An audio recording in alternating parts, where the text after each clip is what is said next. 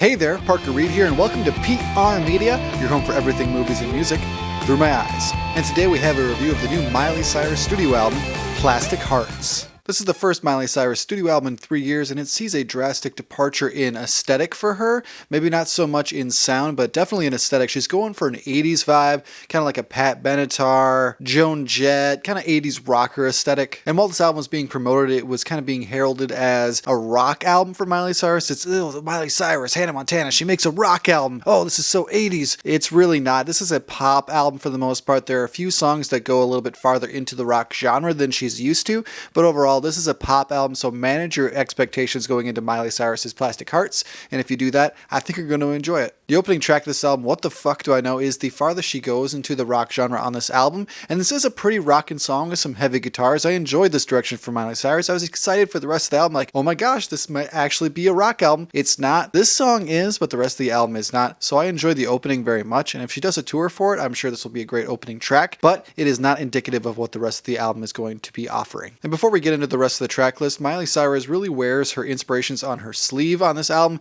and she even incorporates some of those artists on guest tracks. For example, the sixth song, Night Crawling, features Billy Idol himself. Yes, Mr. Rebel Yell and White Wedding himself, he's on this song, and this is another track that leans more into the rock genre than the rest of the album does. And then the 10th song is Bad Karma featuring Joan Jett, and this song is more in the pop genre than the one with Billy Idol is. It's still an enjoyable song, but it's one of the weaker on the album, I think. The best two songs on Miley Cyrus's Plastic Hearts, unfortunately, were the two lead-up singles, so the rest of the album is a bit of a letdown, that being Prisoner featuring Dua Lipa and Midnight Sky, both of which have been played heavily on pop radio. They're not making it on any rock radio stations, that's for sure. They're definitely pop tracks, Stevie Nicks inspired almost, with a disco-y vibe to Midnight Sky, and I enjoyed these songs quite a bit. I think Miley Cyrus is one of the better voices in all pop music, so to see her really start to belt on these two songs was really great to hear. And another positive aspect of this record is I think Miley Cyrus really shines on ballads and slower songs.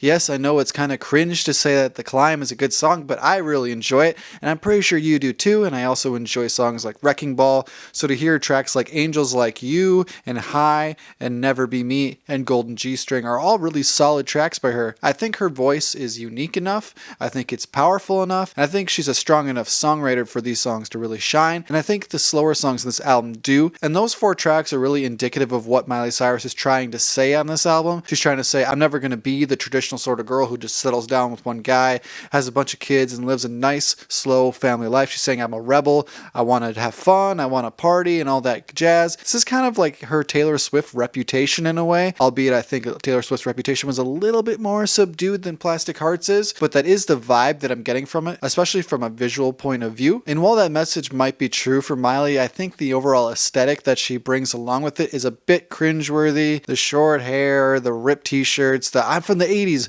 Hey guys, remember the 80s? I like the 80s. You like the 80s? Maybe I'm going to make myself look like I'm from the 80s. It rings a little bit hollow to me, and all the influences that she brings on this record, it's a bit hollow because you know that's not where her roots are from. She comes from a country root and then of a pop root. So all these influences and this aesthetic feels a little bit forced to me. Some of the weaker points in this album I think are Plastic Hearts and Hate Me. I think they're just a bit forgettable songs. The track list overall is pretty strong, but those songs don't really stand out to me very much, and I think they could have been left off the album. Make it a solid 10 songs. I think that would have been better. Right now it sits at 12, and then we have 3 additional ones for the deluxe edition. And if you were listening to the digital edition, you might have gotten 3 extra bonus tracks, being Edge of Midnight featuring Stevie Nicks, as well as covers of Heart of Glass and Zombie. Those last 2 were live versions. I think they were solid additions to the digital track list. They really hit you right in the face, though, that you're supposed to really be reminded of the 80s on this album, which a lot of people will give or take. The 80s is really making a resurgence right now in pop music, so it makes sense why she went with that sound, but I could have done without the covers. I could have watched them on YouTube and been just fine. So in conclusion, this is one of my favorite projects Miley Cyrus has ever done, albeit I'm not a huge Miley Cyrus fan to begin with, but I did enjoy this track list overall. I could have done with a little bit of the dialing down of the 80s aesthetic and maybe shorten up the track list a bit, but pretty solid record overall. So I would give Miley Cyrus's Plastic Hearts a solid